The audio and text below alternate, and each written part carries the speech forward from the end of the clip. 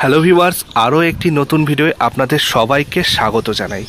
আমি চলে এসেছি আমার ফেভারিট জায়গা ছাদে। এই ভিডিওটা খুব গুরুত্বপূর্ণ হতে চলেছে, সবাইকে অনুরোধ করব এই ভিডিওটা দেখার জন্য। ভিডিওটার মূল বিষয় হলো আমার যে সোলার প্যানেলের ইনস্টলেশন অলমোস্ট 1 বছর হয়ে গেছে, 1 বছরের বেশি হয়ে গেছে। 1 বছর, গত বছর এপ্রিলের মাঝামাঝি সময় আমি আমার বাড়িতে সোলার প্যানেল ইনস্টল করেছিলাম। তার মানে 1 বছরের কিছু বেশি হয়েছে। আজকের রিডিং অনুযায়ী আমার সোলার যে টোটাল আমার কারেন্ট জেনারেশন হয়েছে 209.9 ইউনিট। এটাকে আমি সহজ হিসাবের জন্য 200 ইউনিট ধরে নিলাম। 1 বছরে, অর্থাৎ 1 বছরে আমার 365 দিন 200 ইউনিট কারেন্ট জেনারেশন হয়েছে। তো এবার প্রশ্ন আসতে পারে যে আমি সোলার প্যানেলটা লাগিয়ে লাভবান হলাম না লোকসান হলো আমার। দেখুন, 200 ইউনিটের দাম যদি 8 টাকা করে গড়ে হিসাব ধরি, 1600 টাকা, অর্থাৎ মাত্র 1600 টাকা আমি এখান থেকে গেন করতে পেরেছি গোটা 1 বছরে। তাহলে আগামী 5 বছরেও 5 16 80 8000 টাকা, আগামী 10 বছর 1610কে 16,000 টাকা, 1610কে 16,000 টাকা।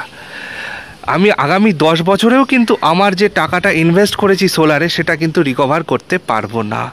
তাহলে আমি সোলার প্যানেল লাগিয়ে আপাত দৃষ্টিতে ঠকেছি। এইবার কেন আমি ঠকিনি সেটা আমি আপনাদের বলি। প্রথমে আমি ক্লিয়ার করে দিই ইউনিট জেনারেশনের ব্যাপারটা।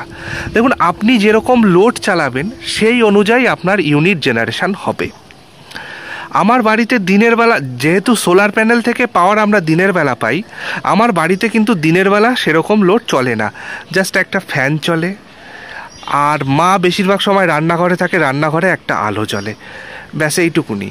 আর কিছু চলে না সেরকম। টিভি বলুন, ওয়াশিং, আর দিনের বেলা ফ্রিজ চলে আর ওয়াশিং মেশিন চলে। ফ্রিজ, এখনকার ফ্রিজ খুব বেশি কারেন্ট খায় না, এটা আমরা সকলেই জানি।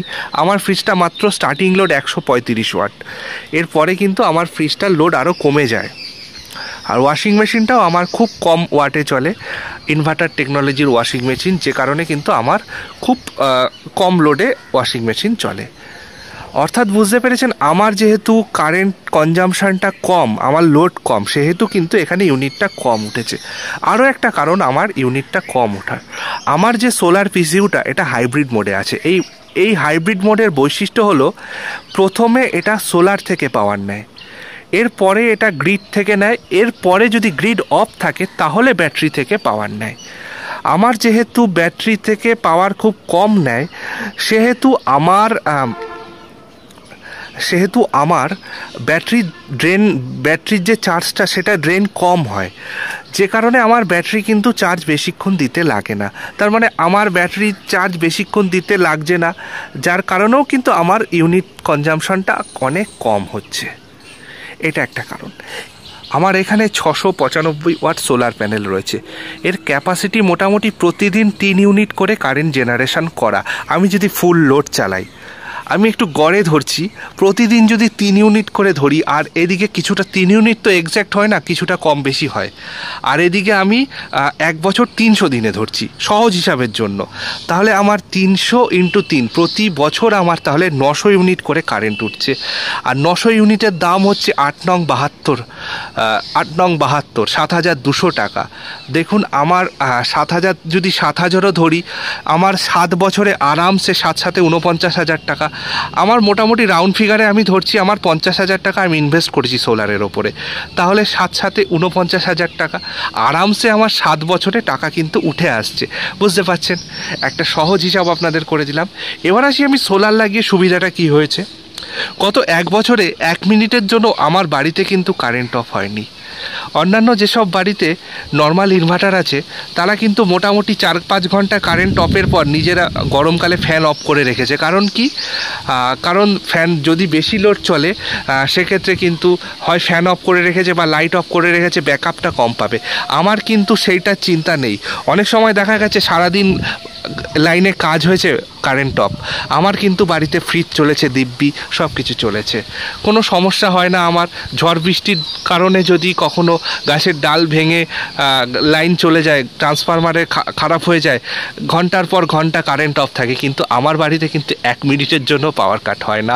আর আমাকে চিন্তা করতে হয় না যে ব্যাটারি চার্জ হবে না, কারেন্ট না আসলে সেটার জন্যও চিন্তা হয় না। এটা একটা বিশাল মেন্টাল স্যাটিসফ্যাকশন বলতে পারেন। সব থেকে বড় যে জিনিসটা এখনও আপনাদের বলা হয়নি, আমার কিন্তু ইলেকট্রিক বিল অনেক কমে গেছে। ইলেকট্রিক বিলের পরিমাণ, আগে আমার মোটামুটি 2500 টাকা 2800 টাকা 3 মাসে বিল আসতো, এখন সেটা 1200 1400 এরকম করে বিল আসে 3 মাসে। সুতরাং বুঝতেই পারছেন যে সোলার লাগিয়ে আমার কতটা বেনিফিট হয়েছে। আর আমার বিগত 1 বছরের এক্সপিরিয়েন্স আশা করি আমি আপনাদের সাথে এই ভিডিওটার মাধ্যমে শেয়ার করতে পেরেছি। আর যারা এখনও ভাবছেন যে সোলার লাগাবো কি লাগাবো না, আমি তাদেরকে অবশ্যই বলবো আপনারা যত তাড়াতাড়ি সম্ভব সোলার লাগিয়ে নিন, কারণ এরপরে এর দাম আরও বেড়ে যাবে। যদিও বর্তমানে অনেকটাই দাম বেড়ে গেছে, আমি যে সময় লাগিয়েছিলাম তার থেকে অনেকটাই খরচা বেড়ে গেছে। যত দিন যাবে এর দাম বাড়বে এবং ডিমান্ড এর বেড়েই যাবে। সো ভিডিওটা কেমন লাগলো অবশ্যই কমেন্ট করে জানাবেন, আর ভালো লাগলে একটা লাইক দিয়ে নতুন ভিডিও তৈরি করতে উৎসাহ দেবেন। ধন্যবাদ।